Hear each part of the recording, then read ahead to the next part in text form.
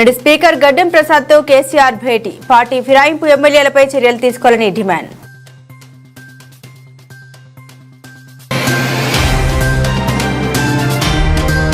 తిరుమలలో వైభవంగా అనివార్య ఆస్థానం తమిళనాడు నుండి వచ్చిన సారి.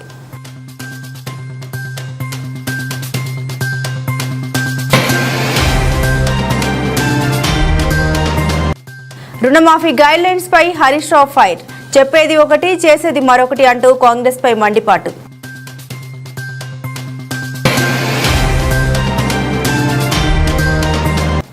ప్రారంభమైన ఏపీ కేబినెట్ భేటీ. ఆ చట్టం రద్దుకు ఆమోదం. ల్యాండ్ టైటిలింగ్ యాక్ట్ రద్దుపై చర్చ.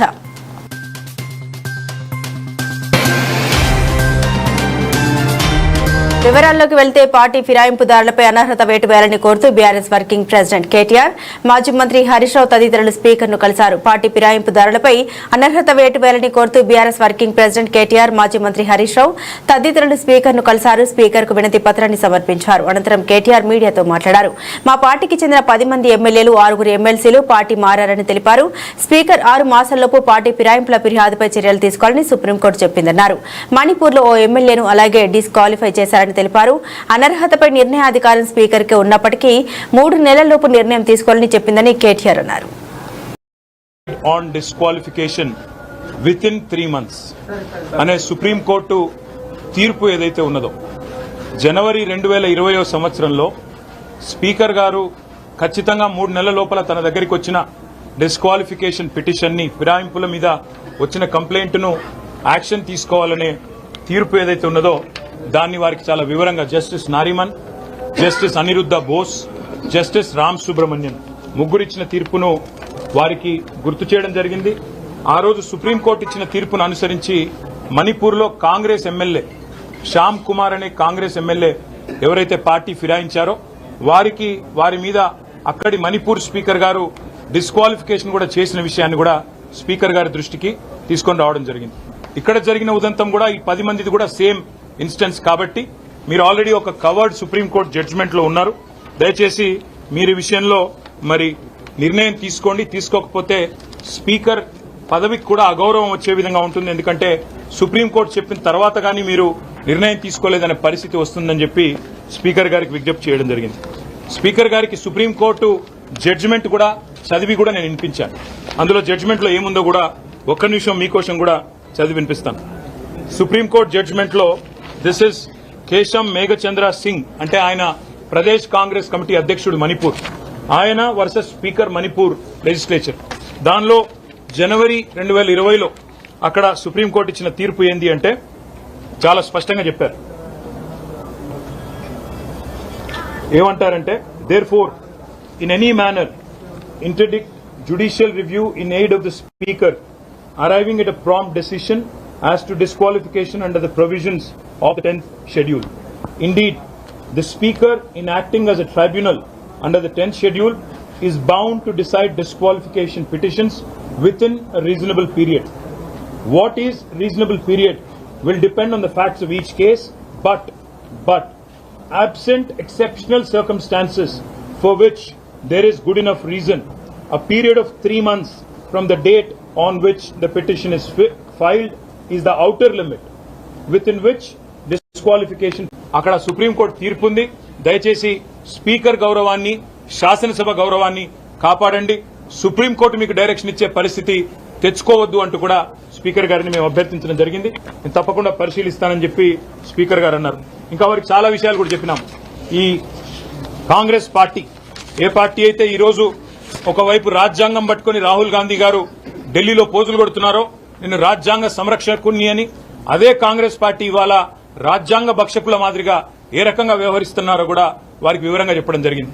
చేతుల్లో రాజ్యాంగం పట్టుకుని పార్లమెంట్ లో పోజులు, బయటికి వచ్చి కాంగ్రెస్ కార్యాలయంలో పార్టీ ఫిరాయించిన ఎమ్మెల్యేలకు వారిని వెన్నుతట్టి ప్రోత్సహించే విధంగా రాహుల్ గాంధీ గారు ప్రవర్తిస్తున్నారని చెప్పి కూడా నేను స్పీకర్ గారికి గుర్తు చేయడం జరిగింది.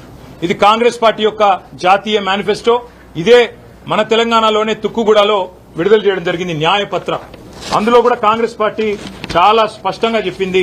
ఏం చెప్పింది న్యాయపత్రాలు అంటే, we promise to amend the 10th schedule of the Constitution and make defection, leaving the original party on which the MLA or MP was elected an automatic disqualification of the membership in the assembly.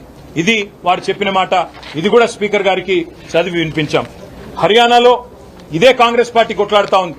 వాళ్ళ MLA అక్కడ కిరణ్ చౌదరి గారు బీజేపీలో చేరితే ఇదే Congress party హర్యానాలో అక్కడ speaker తో కొట్లాడుతా ఉంది, డిస్క్వాలిఫై చేయండి అని కొట్లాడుతా ఉంది. అది కూడా స్పీకర్ గారికి గుర్తు చేసినాం. దాంతో పాటు తిరుమల శ్రీవారి ఆలయంలో అనివార్య ఆస్థానం వైభవంగా నిర్వహించారు. ప్రతి ఏటా సౌరమానం ప్రకారం దక్షిణాయన పుణ్యకాలంలో కర్కాటక సంక్రాంతి రోజు ఈ ఉత్సవాన్ని నిర్వహిస్తోంది టీటీడీ. సౌరమానాన్ని అనుసరించే తమిళుల కాలమానం ప్రకారం అనిమాసం చివరి రోజున నిర్వహించే కొలువు కావడంతో అనివార్య ఆస్థానం అని పేరు వచ్చిందని చెబుతారు. బంగారు వాకిలి ముందు ఉన్న ఘంటా మండపంలో సర్వభూపాల వాహనంలో ఉభయ దేవరులతో శ్రీ మలయప్ప స్వామివారు గరుత్మంతునికి అభిముఖంగా కొలువు వేంచేపు చేస్తారు. ఆలయ పండితులు దక్షిణాభిముఖంగా మరో పీఠంపై స్వామివారి సర్వ సైన్యాధ్యక్షుడైన శ్రీ విశ్వక్సేనుల వారిని వేంచేపు చేస్తారు. ఆనంద నిలయంలోని మూల విరాట్కు ఈ ఉత్సవ మూర్తులతో పాటు ప్రత్యేక పూజలు ప్రసాదాలు నివేదిస్తారు.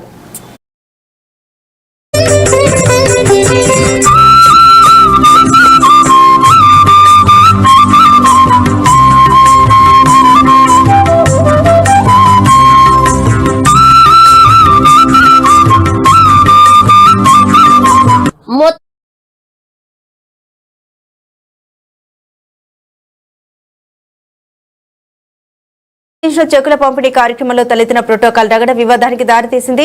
బీఆర్ఎస్ కాంగ్రెస్ శ్రేణులు బాహాబాహికి తలపడడంతో ఉద్రిక్తతకు దారితీసింది. అధికారుల తీరును నిరసిస్తూ వేదిక ఎదుటే స్థానిక ఎమ్మెల్యే సబితా ఇంద్రారెడ్డి నేలపై బైఠాయించారు. ఎమ్మెల్యేతో పాటు బీఆర్ఎస్ శ్రేణులు కూడా లోపలికి వచ్చేందుకు ప్రయత్నించడంతో పోలీసులు అడ్డుకున్నారు. లబ్దిదారుల్ని మాత్రమే లోపలికి అనుమతిస్తామని పోలీసులు చెప్పడంపై సబితా ఇంద్రారెడ్డి ఆగ్రహం వ్యక్తం చేశారు. సోమవారం దేవాదాయ శాఖ ఆధ్వర్యంలో మహేశ్వరం నియోజకవర్గం ఆర్కేపురం డివిజన్ పరిధిలోని ఖిల్లా మైసమ్మ దేవాలయంలో ఏర్పాటు చేసిన బోనాల పండుగ చెక్కుల పంపిణీ కార్యక్రమం నిర్వహించారు. కాంగ్రెస్ ప్రభుత్వం వచ్చిన తర్వాత ప్రతిపక్ష ఎమ్మెల్యేల నియోజకవర్గాల్లో జరుగుతున్న కార్యక్రమాలలో ప్రోటోకాల్ ఉల్లంఘన ఏదైతే జరుగుతా ఉందో దాన్ని స్పీకర్ గారి దృష్టికి తీసుకురావడం జరిగింది. తప్పకుండా మా హక్కులను హరిస్తున్న సందర్భంలో మీరు మా హక్కులను కాపాడాలని గౌరవ స్పీకర్ గారికి విన్నవించుకోవడం జరిగింది. 1-2 కాదు, గత 4-5 నెలల నుండి చూస్తా ఉంటే ఏ నియోజకవర్గంలో చూసినా కూడా ప్రతిపక్ష ఎమ్మెల్యేల కన్నా ఓడిపోయిన వాళ్ళకే ప్రాధాన్యత ఇస్తూ కార్యక్రమాలు చేస్తూ ఉన్నారు. నిన్న జరిగిన సంఘటన రాష్ట్రంలో కూడా అందరికీ తెలుసు. ఎమ్మెల్యేగా మాకున్న హక్కు ప్రకారం ప్రోటోకాల్ ప్రకారం మేము చేయాల్సిన కార్యక్రమాలని ఓడిపోయిన అభ్యర్థిని తీసుకొచ్చి నియోజకవర్గం ఇన్ఛార్జ్ అని అధికారులే స్టేజ్ మీద ఇన్వైట్ చేస్తా ఉంటే దేనికి ఇన్ఛార్జ్ అని ప్రశ్నించడం జరిగింది. అంటే దేనికి ఇన్ఛార్జ్ మేము ఎమ్మెల్యేల ముండంగా నియోజకవర్గం ఇన్ఛార్జిని పిలవాలని ప్రోటోకాల్ ఎక్కడైనా ఉందా చూపించండి అని అడిగాను. అయినా కూడా నిన్నంతా కూడా దాన్ని డివైడ్ చేస్తూ ఓడిపోయిన అభ్యర్థిని అంటే 3వ స్థానంలో వచ్చిన అభ్యర్థిని తీసుకొచ్చి స్టేజ్ మీద కూర్చోబెట్టి చెక్కులు ఇవ్వాలనే నిర్ణయం ఏదైతే తీసుకున్నారో వాళ్ళ ఆలోచన ఒకటే కనిపిస్తా ఉంది. ఓడిపోయిన వాళ్ళని స్టేజ్ పైన కూర్చోబెట్టి ఏదో ఒక రకంగా ప్రభుత్వ పరంగా వచ్చిన కార్యక్రమాలను చేస్తే ఇమీడియట్ గా ప్రజలందరూ కూడా మారిపోయి వాళ్ళకు అనుకూలంగా మారుతారనే ఆలోచన వాళ్ళకు ఉంది. కండువా మెడల వాళ్ళ పార్టీ కండువా మెడలు వేసుకొని చెక్కులు పంచుతూ ఉన్నా అది కళ్యాణ లక్ష్మి చెక్ కానివ్వండి, షాది ముబారక్ కానివ్వండి, దేవాదాయానికి సంబంధించిన బోనాల పండుగ చెక్ కానివ్వండి, రైతు బీమా లాంటి కార్యక్రమాలు కానివ్వండి, అవన్నిటికీ ఏదైనా కూడా బీజం వేసింది ఎవరంటే కేసీఆర్ గారని రాష్ట్ర ప్రజలందరూ కూడా తెలుసు. వాటిని అమలు చేస్తున్న సందర్భంలో ప్రోటోకాల్ డివేట్ కావద్దని అడుగుతున్న సందర్భంలో రాష్ట్రంలో జరుగుతున్న దాన్ని మా హక్కులను పరిరక్షించండి అని ఈరోజు స్పీకర్ గారిని కోరడం జరిగింది. ఏపీ కేబినెట్ సమావేశం ప్రారంభమైంది. ఈ సమావేశంలో కీలకమైన నిర్ణయం తీసుకున్నారు. వివాదాస్పద ల్యాండ్ టైటిలింగ్ యాక్ట్ రద్దు చేయాలని కేబినెట్ లో నిర్ణయించారు. భూముల రీసర్వేలను కూడా నిలిపివేస్తూ నిర్ణయం తీసుకున్నారు. ఏపీలో కేబినెట్ మీటింగ్ కొద్దిసేపటి క్రితం ప్రారంభమైంది. ముఖ్యమంత్రి చంద్రబాబు నాయుడు అధ్యక్షతన మీటింగ్ కొనసాగుతోంది. కేబినెట్ భేటీలో ఏపీలోని భూ యజమానులు గుడ్ న్యూస్ వచ్చింది. వివాదాస్పద ల్యాండ్ టైటిలింగ్ యాక్ట్ రద్దు చేస్తూ చెందడానికి కేబినెట్ ఆమోదం తెలిపింది. అదేవిధంగా భూముల రీసర్వేలు నిలిపివేయాలని కేబినెట్ నిర్ణయించింది. గత వైసీపీ హయాంలో ఈ రెండు విధానాలపై తీవ్ర విమర్శలు వెల్లువెత్తిన విషయం తెలిసిందే. ఆ ఎన్నికల్లో ల్యాండ్ టైటిలింగ్ యాక్ట్ కీలక ఎజెండాగా మారింది. అప్పటి ఎన్నికల ప్రచారంలో ఈ యాక్ట్ ను రద్దు చేస్తామని కూటమి హామీ ఇచ్చింది. ఇచ్చిన హామీ నెరవేర్చుకోవడం కోసం ఇప్పుడు యాక్ట్ రద్దు చేయడానికి ఇక కేబినెట్ నిర్ణయం తీసుకుంది.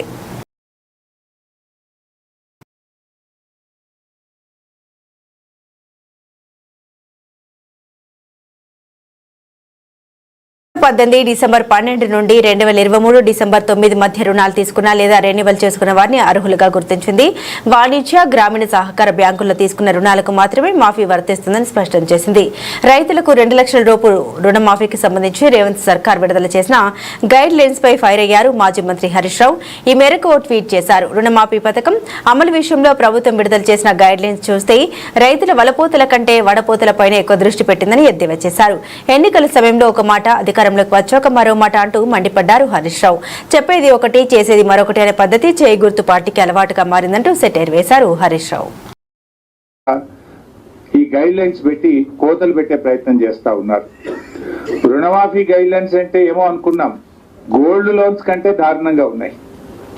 ప్రైవేటు గోల్డ్ లోన్స్ ఇచ్చే వాళ్ళకంటే చాలా దారుణమైనటువంటి ఇవాళ గైడ్ లైన్స్ తీసుకొచ్చారు.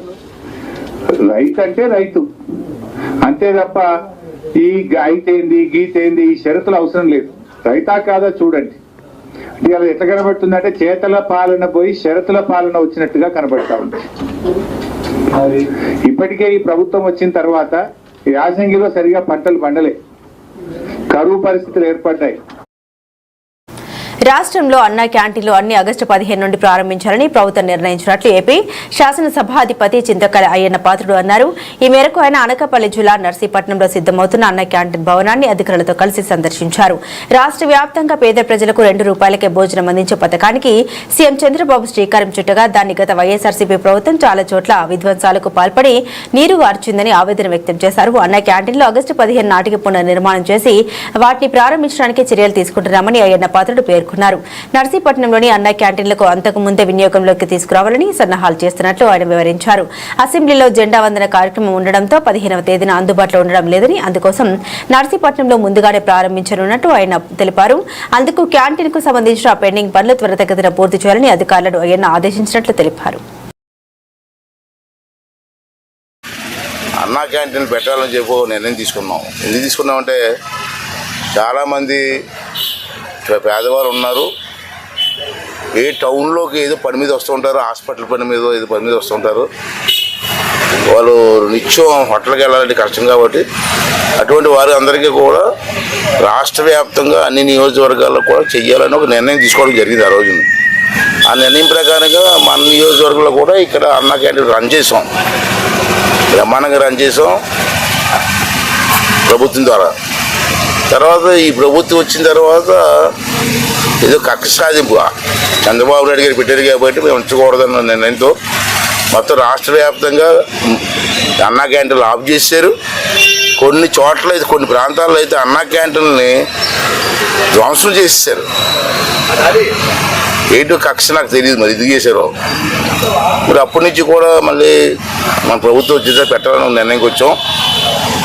నేనైతే నర్సీపట్నంలో మాత్రం అయితే ప్రభుత్వం పెట్టకపోయినా గత ప్రభుత్వంలో నేను పెట్టాలని చెప్పి డిసైడ్ చేసుకొని ఒక వ్యాన్ తయారు చేసుకొని ఆ వ్యాన్ మీద ప్రతిరోజు కూడా ఒక 500 మందికి ₹2 భోజనం పెట్టాలని చెప్పి నిర్ణయం తీసుకొని నేనైతే కంటిన్యూ చేశాను. నాతో పాటు చాలామంది రాష్ట్రంలో ఒక 20-30 మంది ఎమ్మెల్యే క్యాండిడేట్లు అందరూ కూడా చేశారు. Incubation Center. Interactive sessions. Gulf కార్మికులకు రాష్ట్ర ప్రభుత్వం అండగా నిలవాలని కోరుతూ కాంగ్రెస్ ఎమ్మెల్సీ జీవన్ రెడ్డి ముఖ్యమంత్రి రేవంత్ రెడ్డికి లేఖ రాశారు.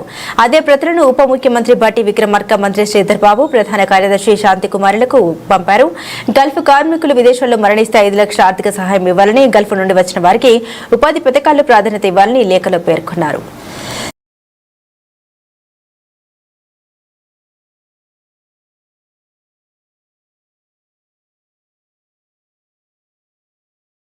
ప్రభుత్వ గురుకుల రెసిడెన్షియల్ ఆశ్రమ పాఠశాలలో ప్రాధాన్యత కల్పించడంతో పాటుగా గృహ నిర్మాణ పథకంలో కూడా వారికి ప్రాధాన్యత ఇవ్వాలని వివరించారు. కేరళ రాష్ట్ర ప్రభుత్వం మాదిరి కార్మిక సంక్షేమ బోర్డు ఏర్పాటు చేయాలని జీవన్ రెడ్డి విజ్ఞప్తి చేశారు.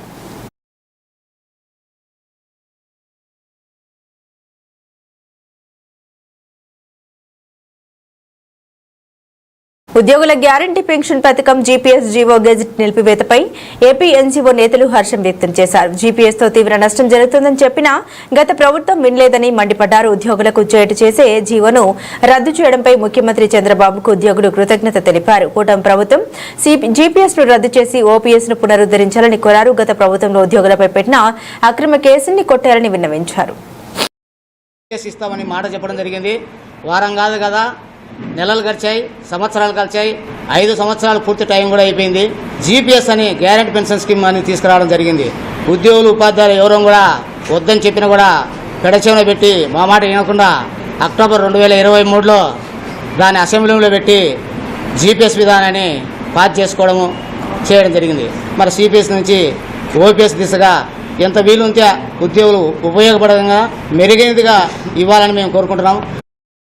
విరమణ పొందే అంగన్వాడీ టీచర్కు 2 లక్షలు, సహాయకులకు 1,00,000 చొప్పున రిటైర్మెంట్ ప్రయోజనాలు అందిస్తామని మంత్రి సీతక్క వెల్లడించారు. హైదరాబాద్ రెహమత్ నగర్ లో నిర్వహించిన అమ్మ మాట అంగన్వాడీ బాట కార్యక్రమంలో పాల్గొన్న మంత్రి ప్రభుత్వ ఉత్తర్వులు 2-3 రోజుల్లో జారీ చేయనున్నట్లు వివరించారు. భావితరాలకి మొక్కల విలువ తెలియజేస్తూ నా మొక్క నా భవిష్యత్తు అనే భావన ప్రతి ఒక్కరిలో రావాలంటూ అంగన్వాడీ కేంద్రంలో సీతక్క మొక్కలు నాటారు. అనంతరం పిల్లలు తల్లులతో కలిసి ర్యాలీ తీసిన మంత్రి అంగన్వాడీ సిబ్బందికి ఇచ్చిన మాట నిలబెట్టుకుంటామని హామీ ఇచ్చారు. కూడా స్కూళ్లలో చేర్పించే కార్యక్రమాన్ని చేస్తా ఉన్నాం. అదే విధంగా ఎవరు కూడా రిటైర్డ్ అయ్యేటువంటి వాళ్ళు ఆందోళన పడకండి. ఆల్రెడీ జీవో వస్తుంది. కొంతమంది కావాలని దాన్ని ఏదో ఇబ్బంది చేస్తున్నారు. గతంలో 50,000 ఇచ్చారు కావచ్చు, కానీ ఇప్పుడు మేము వచ్చిన జీవో కాదు, మేడం కరుణ గారు, నేను, కాంతి గారు మరి సీఎం గారితో చెప్పి అట్లనే మన ఫైనాన్స్ లో కూడా ఈ 4-5 రోజులలో క్లియర్ అవుతుంది. 1,00,000 రూపాయల ఆయకు టీచర్ 2 లక్షలతోటి ఇస్తున్నాము. అది పక్కా జీవో వస్తుంది. శ్రీ గూగుడు కుల్లాయి స్వామి ఉత్సవాలకు వచ్చే భక్తులకు ఎలాంటి ఇబ్బందులు లేకుండా అన్ని ఏర్పాట్లు చేశామని సింగనమల ఎమ్మెల్యే బండారు శ్రావణి తెలిపారు. అనంతపురం ఎంపీ అంబికా లక్ష్మీనారాయణతో కలిసి శ్రావణి కుల్లాయి స్వామిని దర్శించుకున్నారు. ఇద్దరు నేతలు సామాన్యులతో పాటు క్యూలైన్ల నుంచి వెళ్లి దర్శనం చేసుకున్నారు.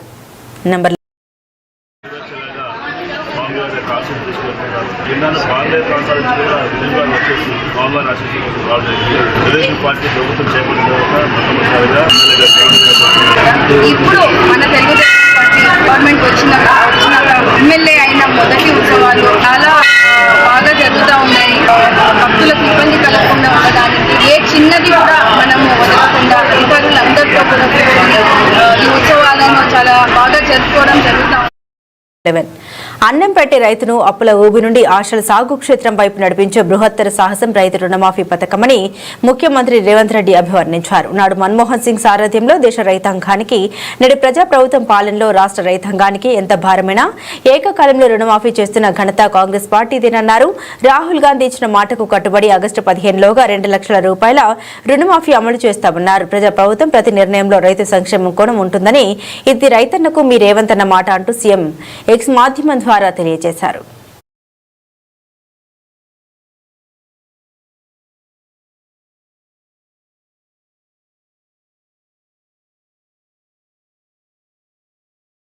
మొక్కలు నాటి పెంచుదామని వ్యూసెన్ we happen to plant a few మొక్కలు నాటి పెంచుదామని వ్యూస్ NGO executive director S Bhimarao కోరారు. ఈ మేరకు మంగళవారం ఉదయం సమత డిగ్రీ కళాశాలలో ఔషధ గుణాలు కలిగిన మొక్కలు నాటిన అనంతరం ఆయన మాట్లాడారు. తమ సంస్థ ఆస్ట్రేలియన్ ఎంబసీ సహాయంతో పనిచేస్తుందని అన్నారు. భవిష్యత్ తరాల కోసం సామాజిక వనాలు పెంచుతామన్నారు. జీవ వైవిధ్య పరిరక్షణ ప్రతి ఒక్కరి బాధ్యతగా భావించి కృషి చేయాలని కోరారు. తాము విద్యార్థులకు పర్యావరణ పరిరక్షణ అంశాల మీద అవగాహన కార్యక్రమాలు నిరంతరం నిర్వహించుతున్నామన్నారు. ఈ కార్యక్రమంలో సంస్థ టీచింగ్ ఫ్యాకల్టీ సభ్యులు, విద్యార్థులు, వ్యూస్కో సంస్థ coordinator J Rajeshwari, green climate team, NGO వ్యవస్థాపక కార్యదర్శి జేవి రత్నం తదితరులు పాల్గొన్నారు. So today at Samata College we want to inform all the people that we have been maintaining a medicinal garden exclusive for medicinal plants here, and today in collaboration with Views from Orissa we happen to plant a few medicinal plants in addition to what we are having here, and we are thankful for the Green Climate people and Views people for coming and extending their help in providing us with a good number of medicinal plants. And you know very well nowadays all the people are getting more and more aware on their health, right? So even this medicinal plants also are very useful for those people. So with this for information, I would like to thank the people for giving this opportunity.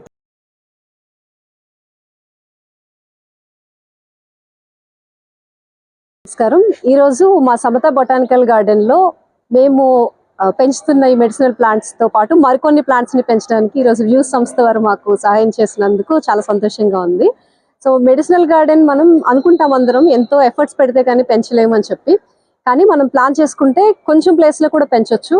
మేము పెంచుతున్న ఈ మొక్కలు ఇంచుమించు ఒక 30-40 varieties వరకు తక్కువ ప్లేస్లో పెంచుతున్నాం.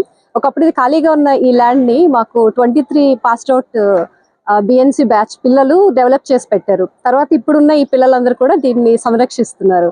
సో అలా మనం కొంచెం టైం తీసుకొని వెచ్చించగలిగితే, కొంచెం ప్లేస్ కనుక దానికోసం పెట్టగలిగితే చాలా విలువైన మొక్కల్ని మనం పెంచవచ్చు. ప్రతి దానికి మెడిసిన్ మనకు ప్లాంట్స్ నుంచే దొరుకుతుంది. అలాగే మనకు ప్రతి జబ్బులకి ఆహారం నుంచే మనం మెడిసిన్ తీసుకోవచ్చు. అలాంటి మొక్కల్ని మనం ఇక్కడే పెంచుతున్నాము. అలాగే ఆహారాన్ని పండించే కొన్ని మొక్కలు ఓన్లీ మందుకు మాత్రం ఉపయోగపడే మొక్కల్ని కూడా మనం ఈ గార్డెన్లో పెంచుతున్నాం. అలా ఇంకా ఎవరికైనా ఇంట్రెస్ట్ ఉన్నా కూడా ఇలాంటి కార్యక్రమాలు చేయడంలో మేము మా పిల్లలు కూడా సహాయం చేస్తాము. అలానే అందరూ కూడా ఇండివిజువల్ గా పెంచుకొని మన హెల్త్ ని మన చేతుల్లోకి తీసుకుంటే బాగుంటుందని నేను అనుకుంటున్నాను. ఈ రోజు వ్యూస్ మరియు సమత డిగ్రీ కాలేజీలో ఈ పిల్లలతో కలిసి ఈ యొక్క ప్లాంటేషన్ ప్రోగ్రామ్ చేస్తున్నాం.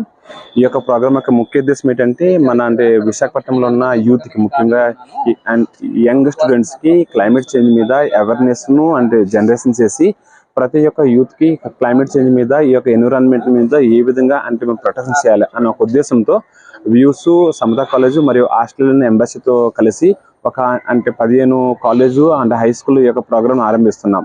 750 పిల్లలతో కలిసి మేము క్లైమేట్ చేంజ్ మీద, ఎన్విరాన్మెంట్ మీద ఏ విధంగా ప్రొటెక్షన్ చేయాలి, ప్రతి ఒక్క స్టూడెంట్ బాధ్యత ఏంటి, చెట్లు ఏ విధంగా పెంచాలి, ప్రతి ఒక్క చెట్టు యొక్క విలువను మనం తెలుసుకొని భవిష్యత్తులో గ్రీన్ విశాఖపట్నం ఏ విధంగా స్థాపించాలనే ఉద్దేశంతో ఈ యొక్క ప్రోగ్రామ్ మేము ఆరంభించాం. కాంగ్రెస్ లో చేరిన 10 మంది బీఆర్ఎస్ ఎమ్మెల్యేలపై అనర్హత వేటు వేయాలని ప్రోటోకాల్ ఉల్లంఘనపై స్పీకర్ గడ్డం ప్రసాద్ కుమార్ కు పిటిషన్లు సమర్పించారు బీఆర్ఎస్ ఎమ్మెల్యేలు.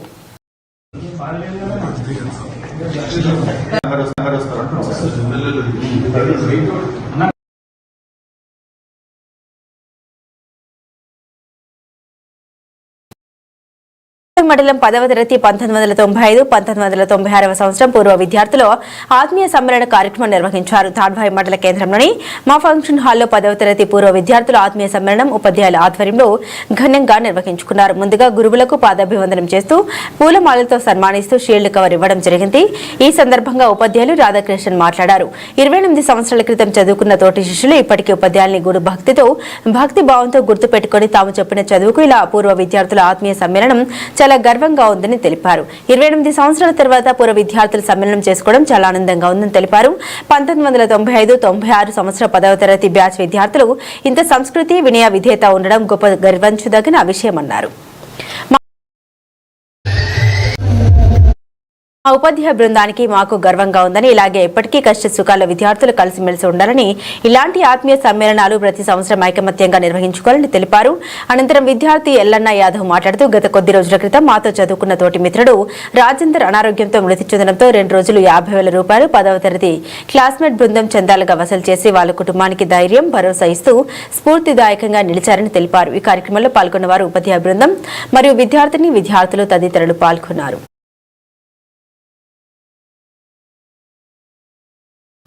బీసీ సంఘ రాష్ట్ర అధ్యక్షులు కేసిన శంకర్రావు పుట్టినరోజు సందర్భంగా కేంద్ర తపాలా శాఖ అధికారికంగా ఆయన ఫోటోతో ముద్రించిన మై పోస్టల్ స్టాంపుని బాపట్ల శాసనసభ్యులు వేగశేన నరేంద్ర వర్మ ఆవిష్కరణ చేసి శంకర్రావుకు పుట్టినరోజు శుభాకాంక్షలు తెలియజేశారు. ఈ సందర్భంగా బీసీ నాయకులు కేశవ శంకర్రావుకు జన్మదిన శుభాకాంక్షలు తెలుపుతూ కేక్ కటింగ్ చేయడం జరిగింది. అనాథ పిల్లలకు అన్నదానం చేశారు. విలేకరులకు రెయిన్ కోట్లు పంపిణీ చేశారు. ఈ కార్యక్రమంలో తెలుగుదేశం పార్టీ పట్టణ అధ్యక్షుడు గొల్లపల్లి శ్రీను, బీసీ సంక్షేమ సంఘం గౌరవ అధ్యక్షుడు మొద్దుబోయిన తాతయ్య, జిల్లా ప్రధాన కార్యదర్శి బాపట్ల రవికుమార్, జిల్లా ఉపాధ్యక్షుడు బొన్నా దదుల వెంకటేశ్వర్లు, న్యాయ సలహాదారుడు నటరాజన్, కార్యదర్శులు మారం రవికుమార్, ఎన్ఎస్పీ రాజు, నియోజకవర్గ మహిళా అధ్యక్షురాలు కంకనాల బాలమ్మ, నాయకులు రఘు, రామయ్య, రాంబాబు, పత్తిపాటి సాయి, గోపి, పద్మ, చేజర్ల పాపమ్మ తదితరులు పాల్గొన్నారు.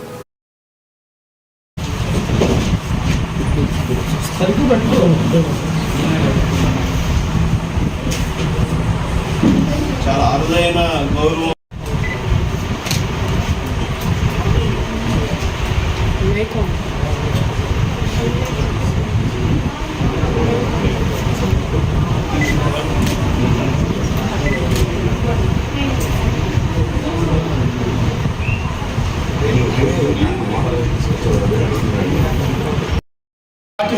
తీసుకొచ్చి బీసీలో అభ్యున్నతి కోసం బ్యాక్వర్డ్ క్యాస్ట్ని ఉన్నత స్థితిలో ముందుకు తీసుకెళ్ళడం కోసం బీసీ భవన్లతో పాటు అనేక కార్యక్రమాలు చేస్తూ ఆంధ్ర రాష్ట్రంలోనే మన రేపల్లి నియోజకవర్గానికి సంబంధించి కేసన్ శంకర్రావు గారి గురించి మీ అందరికీ తెలుసు. ఆయన అరుదైన గౌరవం ఈరోజు దక్కిందని నేను భావిస్తున్నాను. ఇండియన్ పోస్టల్ డిపార్ట్మెంట్ వాళ్ళు ఆయన ఫోటో మీద ₹5 పోస్టల్ స్టాంపు అధికారికంగా ఇవ్వటం అనేది చాలా గొప్ప విషయం. ఇటువంటి విజయాన్ని అందుకున్న కేసన్ శంకర్రావు గారికి ఇచ్చేందుకు యాజమాన్యాలు ఉన్నత విద్యకు పేద విద్యార్థుల దూరం, ఎంఎస్ఏఎంలకు ఆగిపోయిన సబ్సిడీలు, 3,300 కోట్లకు పైగా బకాయిలు పెండింగ్, నత్తనడకన ఫోన్ ట్యాపింగ్, కాళేశ్వరం స్కామ్ విచారణ, రేవంత్ రెడ్డి ప్రభుత్వం ప్రజాపాలన గదిలేక రిపీట్. ప్రైవేట్ మెడికల్ షాపులకు వెళ్లి మందులు కొనుక్కునే పరిస్థితి ఎదురైంది. ఈ అంశాలపై భారతీయ జనతా పార్టీ ప్రజల్లోకి వెళ్లి పోరాటం చేస్తోంది. And a parent core committee should be formed where you have to take the parents' inputs when you're taking a big decision or when you're trying to implement something new to the school. Parents' decision is important, and parents' core committee should be formed, and every month update of what the school programs is being done should be given to the parents. This is almost been implemented in all of the schools. Then why is your school being implemented all such rules? It is not about sharing, sir. It is about forming a core committee and having a every month meeting is very mandatory in every school with the parents. It should be mandatory. And what అంటే ఒక చట్టం తీసుకొచ్చి ఉంటే, ఒక fast track course తీసుకొచ్చి ఉంటే, దాన్ని implement proper గా చేసి ఉంటే, ఇట్లాంటి వాళ్ళకి ఇమీడియట్ గా శిక్ష పడి ఉంటే ఇంకొకరు భయపడతారు కదా ఇట్లాంటి చర్యలు చేయడానికి. అంత ఈజీ గోలాగా రాష్ట్రాన్ని వదిలేసిండ్రు. ఎట్లా ఏ చేసినా మనని ఎవ్వరు అడగరు, మనం పట్టించుకోరు అనేది ఒకటి అందరిలో ఉండిపోయిన విషయం. అందుకని ఇన్ని అరాచకాలు జరుగుతున్నాయి, ఇన్ని అన్యాయాలు జరుగుతున్నాయి. నిన్న కూడా ఈ ఇన్సిడెంట్ జరిగినప్పుడు అల్వాలోగా ఆ లేడీని, ఆటోలో వెళ్తున్న లేడీని తీసుకెళ్లి మరి రేప్ చేయడం జరిగింది. అంటే మార్నింగ్ సేఫ్టీ లేదు, నైట్ సేఫ్టీ లేదు. అంటే బయట ఆడవాళ్ళు పిల్లలు అసలు తిరగకూడదా? మీరు నిజంగా చట్టాలు ప్రాపర్ గా ఇంప్లిమెంట్ చేసి ఒకరికి శిక్ష పడి కఠినంగా శిక్ష పడి ఉంటే ఇట్లాంటి ఎందుకు పునరావృత్తి? రోజు పేపర్ తెరిస్తే చాలు పిల్లలు పిల్లలు పిల్లలు. ఏం తెలుసు సార్ పిల్లలకి? నాకు అర్థం కాదు. చిన్న టెండర్ మైండ్స్. ఆ అమ్మాయి మీద ఎంత ట్రామా అయి ఉంటుంది, అమ్మాయి మీద ఏం ఇంపాక్ట్ ఉండి ఉంటుంది. నిన్న ఏదైతే కిరణ్ ఇంటర్నేషనల్ స్కూల్లో డాన్స్ టీచర్ ఏదైతే ఫస్ట్ క్లాస్ కావాలి, వాళ్ళకి జరిగింది ఏందనేది ఇంకొకరికి జరగకూడదు అని చెప్పేసి మనకు సివిక్ సెన్స్ ఉండాలి. అందరూ రావాలి, దీనిపైన మాట్లాడాలి, వెనక్కి తగ్గొద్దు అనేది నా ఇంటెన్షన్. మన ప్రభుత్వం కూడా ఎట్లా తయారైందంటే రోజు ఇవి జరుగుతున్నప్పటికీ కూడా దీనిపైన కూడా కొంచెం యాక్షన్ కూడా తీసుకోవట్లేదు. చిన్నపిల్లలు అయితే ఎట్లా టెండర్ మైండ్స్ అండి. ఫస్ట్ క్లాస్ పాపకి ఏం తెలుస్తుంది? అట్లాంటప్పుడు మీరు ఏం చేయాలి?